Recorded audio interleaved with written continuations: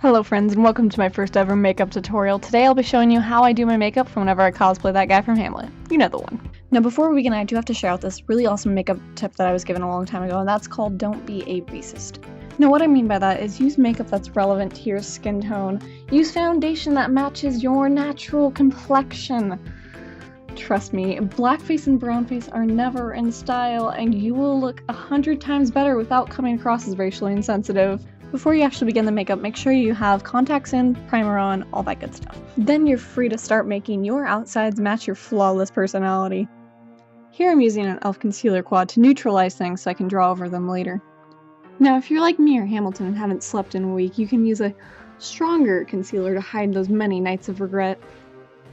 Next, you're going to want to apply a layer of foundation evenly across your face and down your neck. You're going to want it to be as smooth as Hamilton's advances towards Miss Mariah Reynolds. Layer on some more foundation, and you're set for a scandal. Remember, revolution's messy, so put a wig cap on if you haven't already. To help stop the fallout from your horrible decisions, gently brush some setting powder underneath your eyes.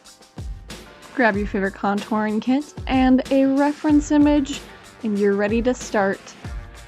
Just like Angelica, you're going to be focusing on the haunting aspects of Alexander's eyes. Connect that temple to your brain, write your first refrain, and you'll be contouring for a very, very long time.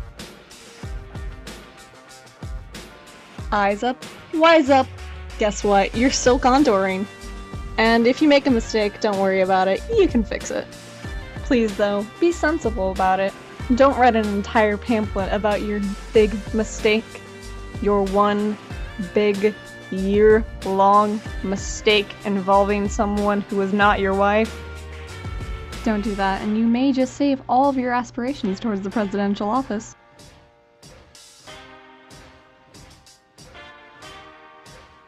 Now when you start your cheekbones, you're going to want to start them back a little bit farther than you normally would.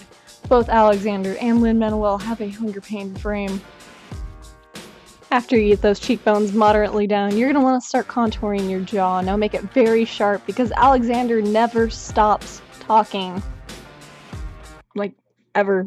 Honestly, he keeps going on and on about taxes and financial systems. Jesus, somebody shut him up.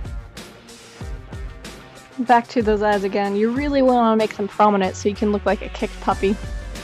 If by now you feel like taking a break, don't. Gently remind yourself that Alexander wrote 51 essays and keep going. Now that obvious joke's out of the way, you're going to grab your favorite small brush and a highlighter. Make your features sharper than a bayonet by gently lining areas that light would naturally catch. Give yourself a nice masculine nose, perfect for sticking it where it doesn't belong. Gently line your waterline to give you that perfect misty-eyed look of somebody who's been walking uptown. Unlike political parties, don't be afraid to switch utensils to blend things in. At this point, I would highly suggest putting the first act of the cast album on because you will be here for a very, very long time. I would avoid the second act though, because crying will probably ruin all the hard work you've just done. Switch to a softer brush or beauty blender to give yourself that young idealist look of somebody who still has hope for this nation. Blend until your makeup is just like your rights, completely unalienable. Keep at it until your features are more electrifying than Ben Franklin with a key and a kite. Feel free to add amendments as needed, and your contouring is more or less done. Next, start filling in your eyebrows with a pencil darker than the history between you and Aaron Burr. You'll be using a mixture of long, even strokes and short, light strokes to really exemplify all the years that passed between you two. Here, I'm using a series of increasingly angry letters to really seal that final fate between Hamilton and Burr.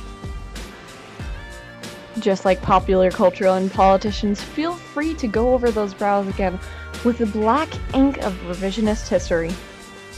Next, grab a lip lining brush and a matte nude-colored lipstick.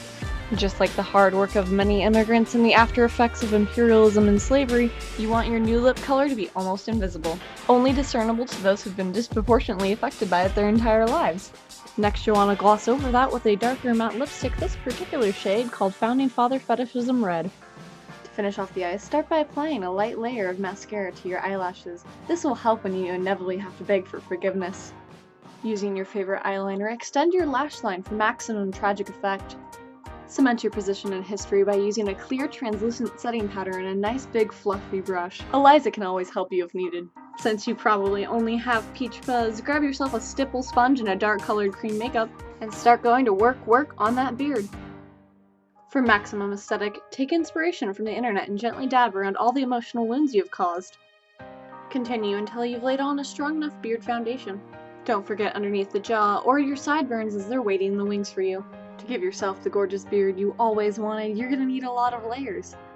So keep applying layers of historical context and pop culture references until you have a beard that could possibly win a Pulitzer Prize. And just because you have a goatee doesn't mean you're a villain, so keep applying layers to that beard until it's full of dark moral grayness. Highlight! Ah, that joke like Philip Skelly just never grows old. Apply highlight to your beard until it's long after dark. And then keep going, because you still have to get the job done. This next step is completely optional, but grab some crepe wool, scissors, and spirit gum if you can open it. Then treat your beard as your legacy, carefully planting dabs of spirit gum as needed. Then take a page from Burr and wait for it to become slightly tacky to the touch. Grab those scissors and the crepe wool and start cutting your losses. Apply the facial hair to wherever you want it to look the thickest. And congratulations, bask in your beard for a second. Seal your makeup using a barrier spray. Be careful not to get into your eyes or else you'll be watching it burn.